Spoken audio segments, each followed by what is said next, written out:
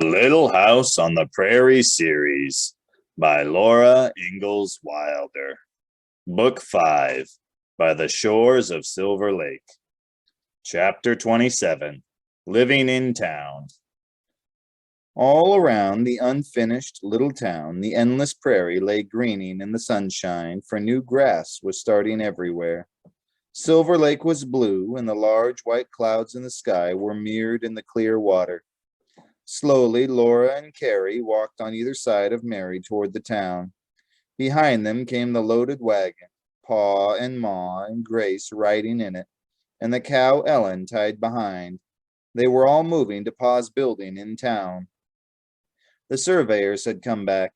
Mr. and Mrs. Boast were gone to their claim. There was nowhere to live except in Pa's unfinished building, and in all the hustle, bustle, and busyness of the town, there was no one that Laura knew. She did not feel all alone and happy on the prairie now, and she felt lonely and scared. The town's being there made the difference. Men were busily working on the new buildings all up and down Main Street. Shavings and sawdust and ends of boards were scattered on the muddy and trampled young grass in the street, and wheels had cut deep ruts through it. Through the frames of buildings that did not have the siding on yet, and down alleys between the buildings and beyond both ends of the street, the clean green prairie rippled far away and quiet under the clear sky. But the town was troubled and noisy with rasping saws and pounding hammers and the thud of boxes and sharp crash of boards unloaded from wagons and men loudly talking.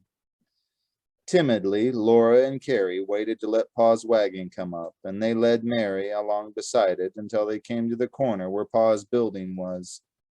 The tall, false fronts loomed up, cutting off half the sky. Pa's building had a front door with a glass window on each side. The door opened into one long room. Far at its other end was a back door, and near it a side window. The floor was wide boards, and the walls were boards, with daylight coming through the cracks and knotholes. That was all. "This place isn't very warm nor tight, Caroline," Pa said. "I haven't had time to put on the siding nor to seal the inside. And there's no cornice under the eaves to cover that big crack. But we'll be warm enough now that spring has come, and I'll soon get the building finished." "You must build a stair so we can get into the loft," said Ma. "Now I shall just stretch a curtain across to make 2 rooms, that we will have a place to sleep until you can put up a partition. Warm as this weather is, we don't need siding and ceiling."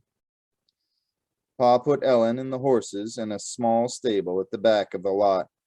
Then he set up the stove and stretched a rope for Ma's curtain. Ma hung sheets on it while Laura helped Pa set up the bedstead. Then Carrie helped her make the beds while Mary amused Grace, and Ma got supper. The lamplight shone on the white curtain while they ate, but the end of the long room was shadowy, and the chilly air coming through all the cracks made the lamp flicker and the curtain move. There was too much empty space in that building, but all the time Laura felt that strangers were close outside it. Lamplight shone out of strangers' windows, footsteps passed with a lantern, and voices were talking, though she could not hear the words. Even when the night was still, she felt crowded by so many other people so near. She lay in bed with Mary in the dark and airy room, and stared at the vague white curtain, and listened to the stillness, and felt trapped in town. Sometime in the night, she dreamed of wolves howling, but she was in bed, and the howling was only the wind. She was cold. She was too cold to wake up. The covers seemed very thin. She snuggled closer to Mary and burrowed her cold head under the thin covers. In her sleep, she was tight and shivering, till finally she grew cozily warm. The next she knew, she heard Pa singing, "Oh, I'm as happy as a big sunflower that nods and bends in the breezes, and my heart is so light as the wind that blows and the leaves from off the trees is." Laura opened one eye and peeked from under the covers. Snow fell softly onto her face. A great lot of snow. "Oh," she said. "Lie still, Laura," said Pa. "All you girls lie still. I'll shovel you out in a minute, as soon as I get this fire started and the snow off Ma." Laura heard the stove lids clatter. She heard the scratch of a match and the crackle of burning kindling.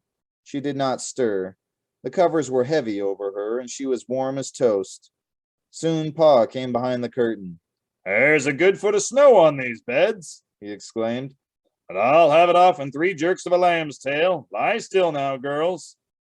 Laura and Mary lay perfectly still while Pa shoveled snow off their covers, and the cold came through them.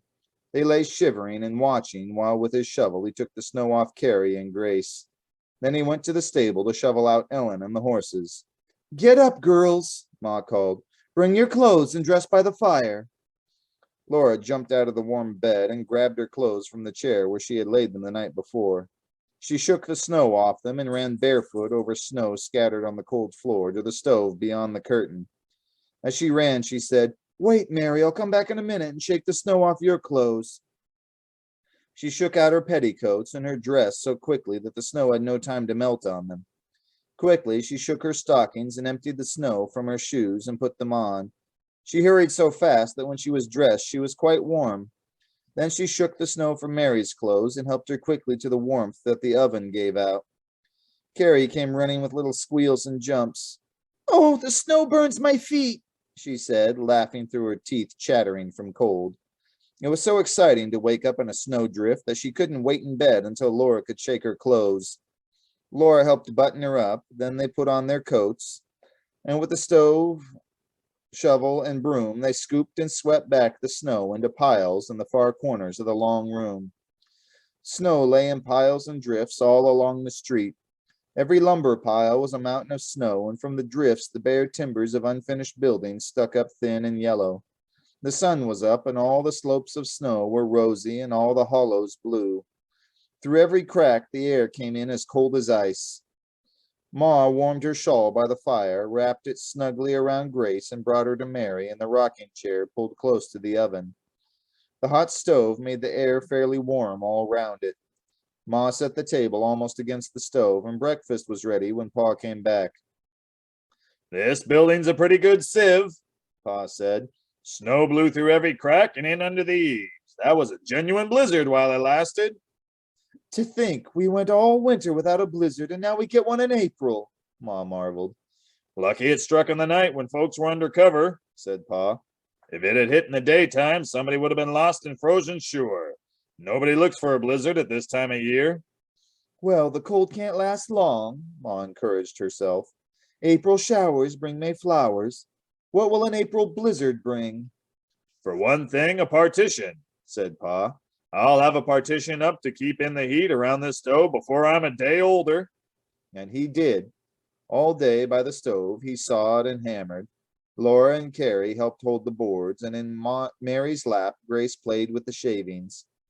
The new partition made a little room with the stove and the table and the beds in it, and its window looking out at all the green prairie covered with snow.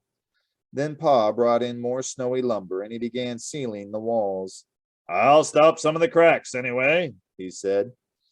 All over the town there was sawing and hammering inside the other buildings. Ma said, I'm sorry for Mrs. Beardsley keeping a hotel while it's being built over her head. That's what it takes to build up a country, said Pa. Building over your head and under your feet, but building. We'll never get anything fixed to suit us if we waited for things to suit us before we started.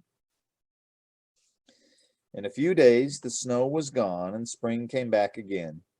The wind from the prairie brought a smell of damp ground and young grass. The sun rose earlier every day, and faintly all day the blue sky clanged with the wild birds' calls.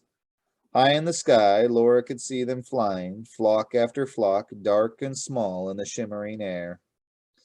They did not gather thickly any more on Silver Lake. Only a few very tired flocks settled late after sunset in the sloughs and rose to the sky again before the sun rose. Wild birds did not like the town full of people, and neither did Laura. She thought, I would rather be out on the prairie with the grass and the birds and Pa's fiddle. Yes, even with wolves. I'd rather be anywhere than in this muddy, cluttered, noisy town, crowded by strange people. And she said, Pa, when are we going to move to the homestead? Soon as I sell this building, said Pa. More and more wagons came in every day. Teams and wagons pulled along the muddy street, past the windows. All day there was the noise of hammers and of boots and voices. The shovel gangs were leveling the railroad grade. The teamsters were unloading ties and steel rails. In the evening, they were loudly drinking in the saloon. Carrie liked the town. She wanted to go out into it and see everything, and for hours she stood looking out of the windows. Sometimes Ma let her cross the street to visit two little girls who lived there, but oftener the little girls came to see her, for Ma did not like to let Carrie out of her sight. I declare, Laura, you're so restless you give me the fidgets, Ma said one day. You are going to teach school, so why not begin now? Don't you think it would be nice if you taught Carrie and Louise and Annie every day? It would keep Carrie at home and be good for you all. Laura did not think it would be nice. She did not want to do it at all, but she said obediently, Yes, Ma. She thought she might as well try. So next morning, when Louise and Annie came to play with Carrie, Laura told them that they would have a school. She seated them all in a row and set them a lesson to study in Ma's old primer. You study that for 15 minutes, she told them, and then I will hear you recite. They looked at her with wide eyes, but they did not say anything. They put their heads together and studied while Laura sat in front of them. There never was such a long 15 minutes. At last, Laura heard their spelling lesson, and then she set them a lesson in arithmetic. Whenever they fidgeted, she told them they must sit still, and she made them raise their hands for permission to speak. You all did very nicely, I'm sure, Ma said in approval, when at last it was time to get dinner. You may come every morning, and Laura will teach you. Tell your mother I shall step across the street this afternoon and tell her about our little school. Yes, ma'am, Louise and Annie answered weakly. Goodbye, ma'am. With diligence and perseverance, Laura, I think you'll be a very good teacher, Ma praised Laura, and Laura answered, Thank you, Ma. She thought, I've got to be a teacher, so I might as well try hard to be a good one. Every morning, little brown-haired Annie and red-haired Louise came more reluctantly. Every day it was harder to teach them. They fidgeted so that Laura despaired of ever making them sit still, and she could not make them study. One day they did not come. Perhaps they're too young to appreciate schooling, but I wonder at their mother, said Ma. Don't be discouraged, Laura, Mary said. Anyway, you have taught the first school in D. Smith. I'm not discouraged, Laura said cheerfully. She was so glad to be free from teaching that she began to sing while she swept the floor. From the window, Carrie cried out, Look, Laura, something's happening. Maybe that's why they didn't come. In front of the hotel, a crowd was gathering. More and more men came from all directions, and the sound of their voices was loud and excited. Laura remembered the payday crowd that had threatened Pa. In a minute, she saw Pa breaking through the crowd and coming home. He came in looking sober. What do you say to moving out to the claim right away, Caroline? He asked. Today? Ma asked. Day after tomorrow, said Pa. It will take me that long to put up a claim shanty. Sit down, Charles, and tell me what is wrong, Ma said quietly. Pa sat down. There's been a murder. Ma's eyes opened wide, and she caught her breath. She said, Here? South of town. Pa got up. A claim jumper killed Hunter. He used to work on the grade. He drove out yesterday to his homestead, he and his father. When they drove up to his claim shanty, a man opened the door and looked out at them. Hunter asked him what he was doing there, and he shot Hunter dead. He tried to shoot the old man, but he whipped up the team and got away. Neither one of them had a gun. The old man got to Mitchell and brought officers out this morning, and they arrested the fellow. Arrested him, Pa said furiously. Hanging's too good for him. If we'd only known in time. Charles, Ma said. Well, said Pa, I think we'd better get onto our claim before somebody jumps it. So do I, Ma agreed. We will move as soon as you can put up any kind of shelter. Fix me up a snack to eat, and I'll start now, said Pa. I'll go get a load of lumber and a man to help and put up the shanty this afternoon. We'll move tomorrow.